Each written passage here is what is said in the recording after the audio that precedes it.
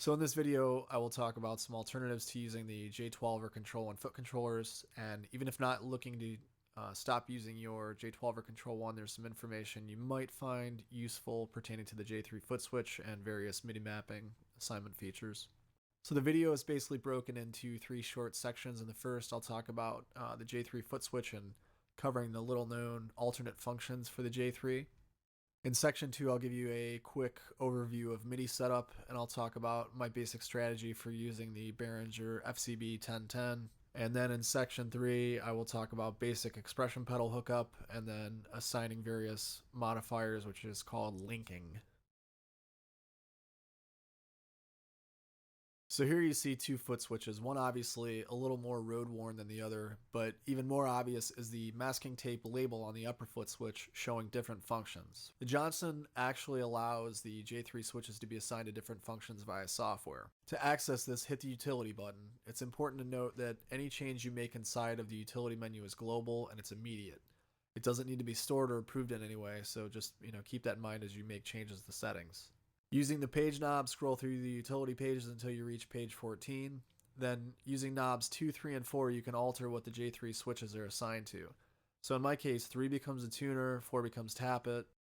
So there's 8 possible functions you can select for switching via the J3, and here they are. I mean, the list is fairly self-explanatory except for 3 and 4, which access this thing called the song list feature. And the song list can be accessed and programmed under page 15 in the utility menu, but what it does is it allows for a chain of 32 presets from anywhere in the amp to be stored in a J3 accessible song list. So step 1 in any MIDI setup is connecting your devices using 5-pin MIDI cables. Just remember, connections are always MIDI out of one device to the input of another, and vice versa depending on which way you want the data to flow. So to access global MIDI control setup, you'll need to hit the utility button. Using the page knob, scroll to page 3. In order for devices to properly communicate, they need to be on the same MIDI channel. So the receive channel is set with the 2 knob, and this sets the channel that the Johnson expects to receive MIDI data on. And it should obviously match the transmit channel of the device sending data to the Johnson.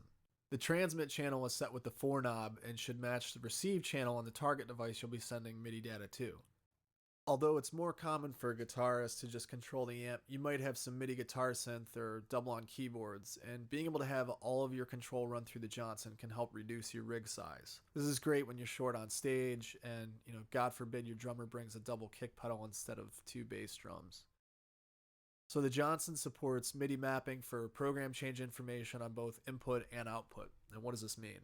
This means that your controller can send one program change value and the Johnson can actually access a different patch, and then the Johnson can also transmit patch changes to another device with a different value to access a different program on the target. So if you're using a controller with a fixed set of program changeouts, something small with limited programming flexibility, this can come in handy.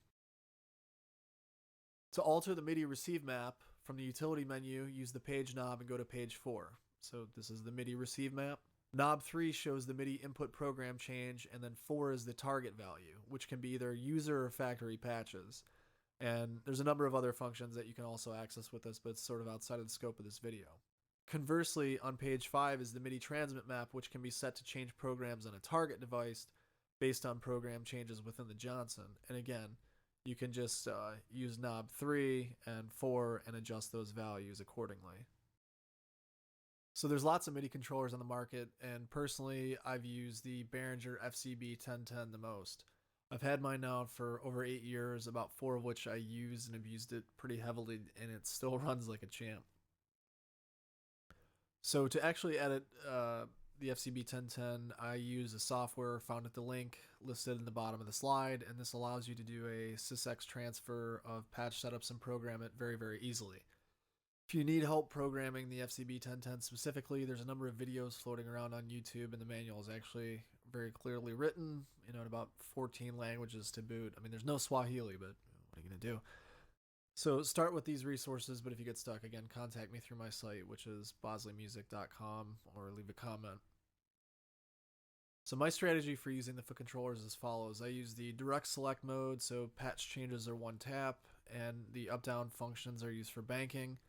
On my primary setup, I actually only use 10 main patches in one bank. It keeps everything simple, except for the fact that I MIDI two Johnsons so that I could have a quad guitar set up, but that's another story. So for each patch change or program change on the 1010, we can output a continuous controller, also called a CC, message along with the program change.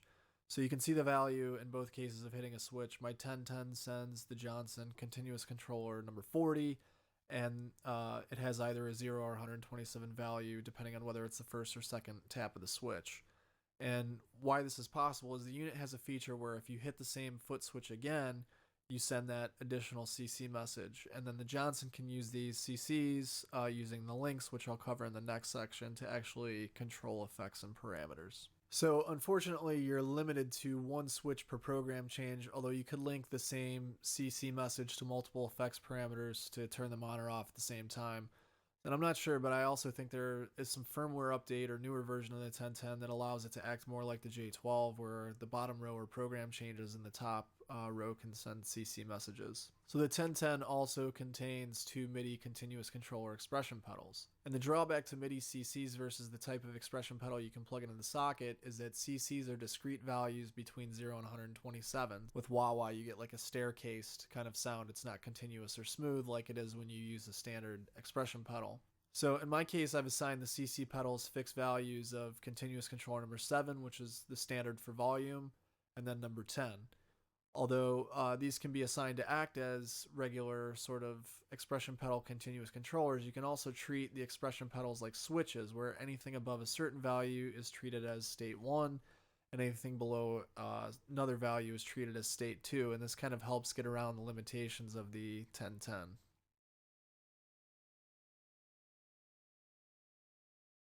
So here's an example of a standard expression pedal, and the Johnson is compatible with any pedal that has between 25K and 1 meg of resistance. So in many cases, a volume pedal is a feasible option. I've also seen people use traditional sustain switches plugged into the expression sockets and devices to act as temporary switches, although to do this properly, you may need to do some electrical mod to the switches themselves. In order to assign any device, whether it's MIDI, J-12, expression pedal, or otherwise, there's two methods. The first is to start by actually editing the patch. So hit edit, you'll see the wah blinking, and in my case I'm going to use the large jog wheel, go to the flanger that's sitting in the first effects module, and then up to page 3 so I can access the speed parameter. By turning knob number 1, I'm letting the unit know I want to modify the value of speed. Then by clicking assign, the Johnson assumes I want to assign some controller to the value for speed. So the screen prompts for an available link to control speed. Turn the 1 knob in order to turn this link on. In the event that you want to turn a link off, you simply turn the 1 knob again.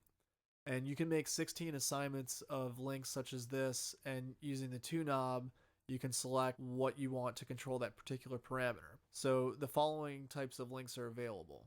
There are expression pedals hooked in through socket 1 or 2, continuous controller messages via MIDI, any J-12 or Control 1 foot controller function, the low frequency oscillator for adding periodic animation to a value, and then there's dynamic modifiers which measure the amplitude of the input signal and adjust the parameter's value accordingly. So in lieu of scrolling through all of the control options, you can also do something on the controlling device, and the Johnson will automatically detect it. So for instance, if you want expression pedal 1 to be the controller, simply move the expression pedal and the Johnson will automatically assign it to the control value. You can also tune the range of the link using knobs 3 and 4. Let's say you're only interested in changing your effect between 1 and 2 Hz, so you set the minimum and the maximum on this page. To note, it's also possible to invert the values so the minimum is greater than the maximum, and this is useful in crossfading two separate values that you want to be inversely proportional. So you assign the same controller to both of them, and then you flip the minimum and maximum. One value will go up while another will go down. The second method for linking is to just hit the assign button when you're not in edit mode. This takes you directly to the links page where you can see available or already assigned links and edit them from there in the same fashion as you would in method 1.